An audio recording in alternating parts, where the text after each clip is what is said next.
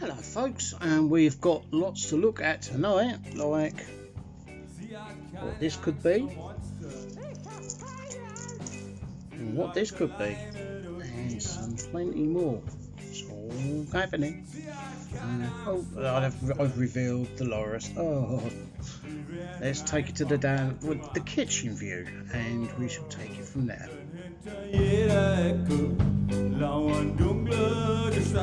Hinter jeder Ecke steht ein Fenstergestell, hinter jeder Ecke lauern dunkle Gestalten, hinter jeder Ecke. So, hello folks, we're in the kitchen for a change. Thought we'd like to do it here. So what we're going to do, we've got two to look at tonight, watches and a few other bits and pieces. So, as promised,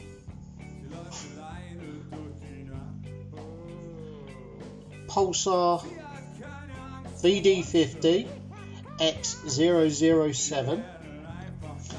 Now, this is a retrograde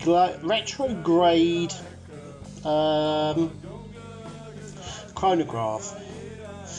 Now, I find it a very curious name because, like in human biology, when you have a retrograde incident, it's basically when a man's prostate fires the wrong way, so that when he's like doing a certain thing, like with a lady, like instead of it like going where it should do, like it ends up blowing up the back of the tubes into his bladder, and that's alright. So like I was a bit curious why this is called a retrograde, but they obviously know. It needs a bit of cleaning and tidying.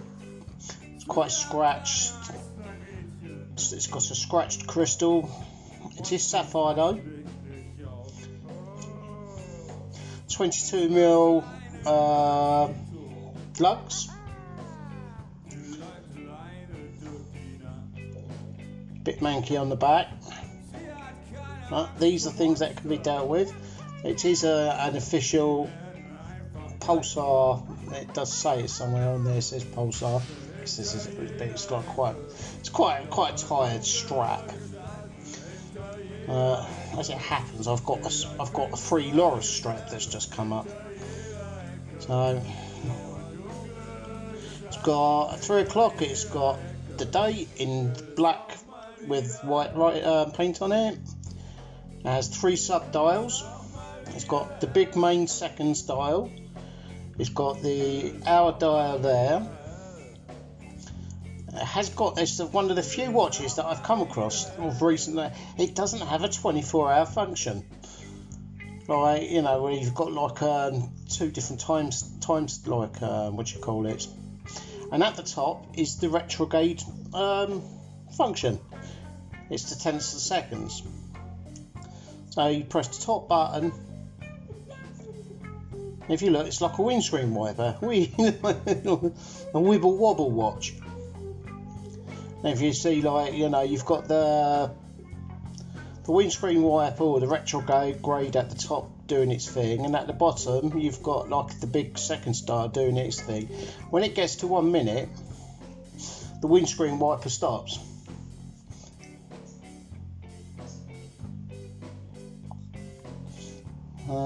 So then you just press stop. There's no split on it, so it just carries on with this. There's no split function. So you press stop, and there it goes. So that's the VD50. Now I like this sort of watch because you can really get on with you could do some restoring and making it look nice.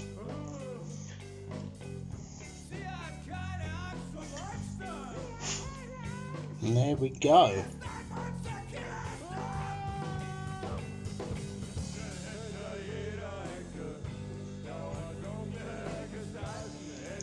I think that's a very modern, like stylish looking sort of functional watch. It's unusual. Now I'm trying to find out whether or not like this is a mecha quartz like the other one. The VK63, but unfortunately, like nobody's able to tell me.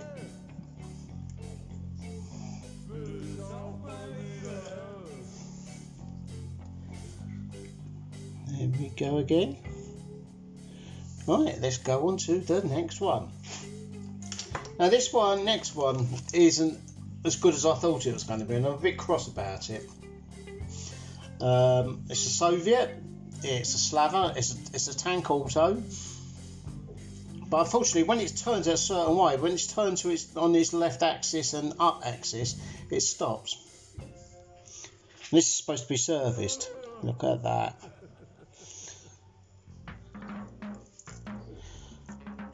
Now, here's my Seconda tank, even though they've got slightly different case styles. Like the movements are the same, the bracelets are very, very similar.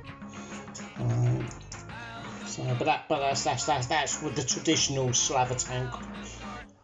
But this one's a Seconda branded one, which means that this one was destined to be sold in the UK. Which it wasn't sold in the UK because, like, I got it new old stock, never been used in his life, for £14. I paid £25 for this. Came through on an offer from eBay. It's needing a clean. It's got unusual for these watches, a logo. It's got date. Got a date, advance, you twirl it round like on the thing to advance the days, then you just set the dates. Right. It is stainless steel construction. Got a signed glass.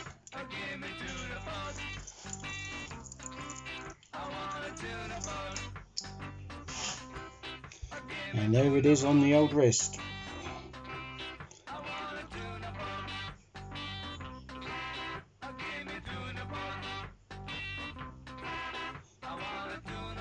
So this is a very unusual way of style of the Slava tank.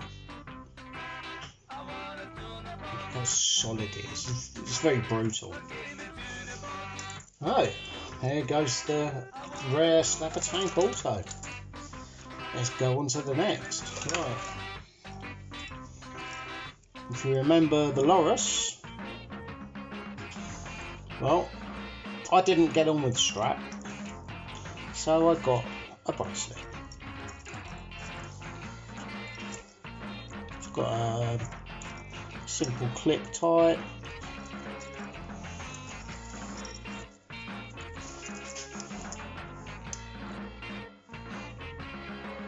I think that does that nicely, don't you?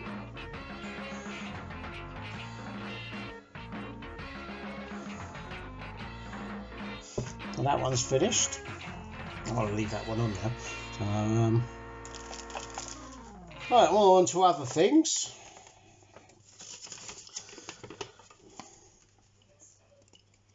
Set of brushes and springs for the motor of it's the age of the train.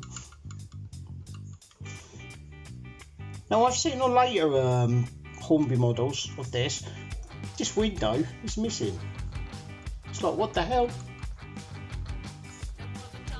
As you can see, I paid £10 for this. It's actually in very, very good condition.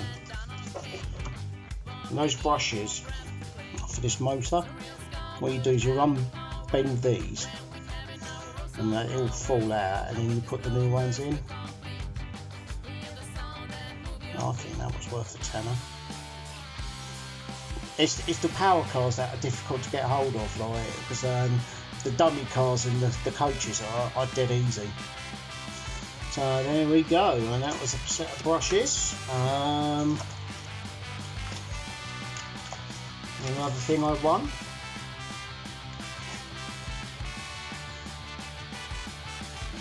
a Parkside Dundas Southern Railway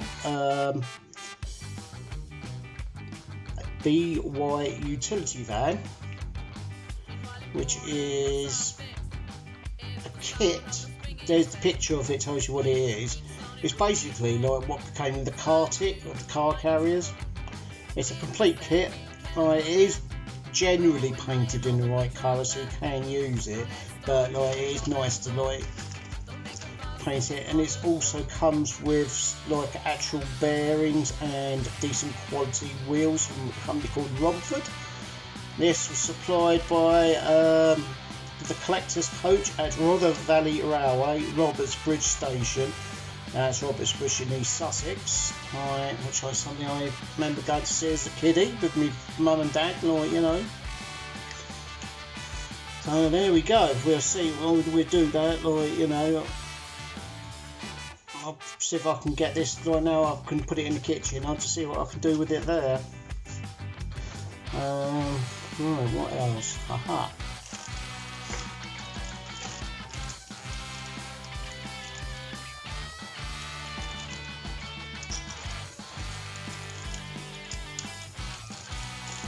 I know what I'm missing.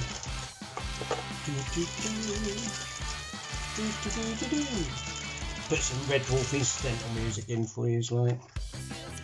Right. So VX43A for one of the Loruses that I've got in the other room.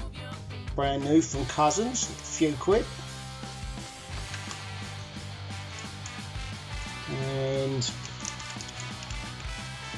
this was a bit more, it was £14. So YM92.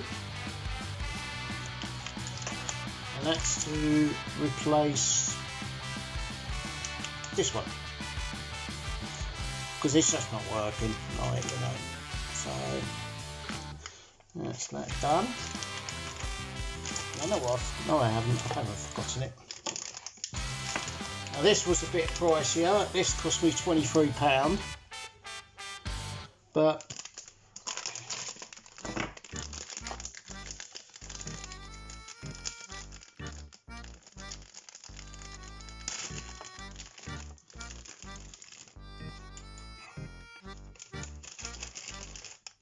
bear with me. So here's my very rare Pulsar World Rally Championship. What's it? I can't remember what the name. Qatar team members, like limited edition. And this is a VK63 Mecha Quartz. It's very nice in the rose gold and the blue. It's missing its pushers. So I went and bought that for spares, because that's got the pushers, which now works. So, and by the way, these VK63, they're only £14, the movements for these from Cousins.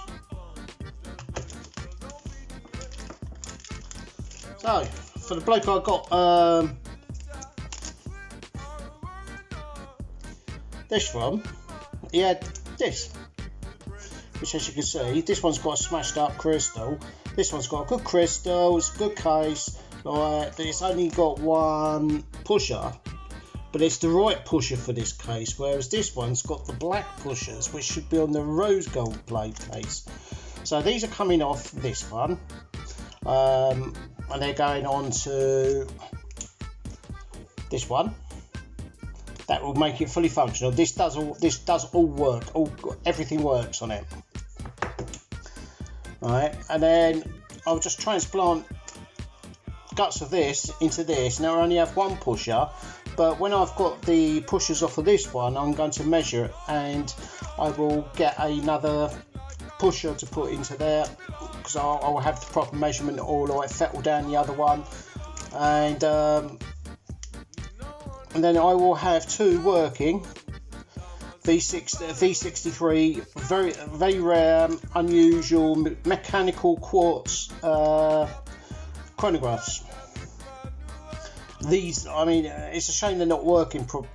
These aren't working properly at the moment. Like, you know, this one's not working because it's got quite badly dinged inside from the crystal smash. so I don't want to start activating it, like. But I checked, like, basically when you reset it, it snaps back like a mechanical chronograph.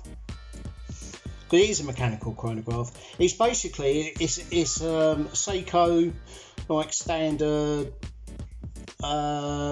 stepper motor quartz watch, which also powers, like, feeds power into, like, basically what is like a ripped off Valjuice 7775 mechanical chronograph. So there you go. So this is all flyback, as is the other one. And last bit to show, just got the bits and pieces for this Ted Baker, so which is quite good. Like, it's got a nice Myoto movement in it. It's just got a simple day and date, but I do like the grey, the black, and fluorescent orange. Of course, this is Ted Baker, like, you know, which is like an icon brand, you know, for the mods. Right. So there we go. Like, it's all been happening, and I've still got more to come. So let's take this to the up view, and we'll talk some more. A few moments later. So it's all been going on, isn't it? Like, you know, it's I'm very pleased with that now. I really am a bracelet chap, like, you know, I think that sets that off just lovely. And this one will end up being braceleted probably at some point as well. Like, I mean, you look at the state of the bracelet inside, like, you know, it's absolutely, like, well, it's still good. It's just, but this needs cleansing. I mean, it is quite dirty and grubby. There's quite a lot of scratches to come out of it. You know, here you go. Pulsar VD50. Alright. Which is what you would get if you ended up going out for a drink with Gary. Or, you know, you'd get VD 50 times. Alright, you know. It's a good job it doesn't get VK, because, like, you know, there's 63 cases of VK, like, you know. And there's this one, of course. Right, you know, I'm a bit disappointed that at certain it's. I reckon it just needs. It's just a bit dry, like, you know. I mean, when it's at a certain angle or something, it's just dry and it's just not got any ability to slip. So I'll have the back off for that, like, and I'll like. what I do is I'll get out all the visible jewels and I'll just give it a very, very tender, like, you know, touch with the old oiler, like, you know, and just tap some oil in, because, you know, this is supposed to be serviced, like, and it's running beautifully. I mean, the time grapher says it's a really, really good amplitude, low beat error, all the rest of it, like, so it's something that's been forgotten, and I reckon it's just like a pivot or an axle that's just not been oiled up, like, properly. And I'm gonna, like, polish all the get the old Dremel out and give it a lovely polish and everything. I do love these Slavas. Fortunately, like, it's a shame that the movements, like, themselves can be problematic. There you go. Well, I never done a loom shot on the Pulsar, did I? Oh. I did forget. I am very, very sorry about that. There's no loom on the Slava, so there's no point in doing any loom on it.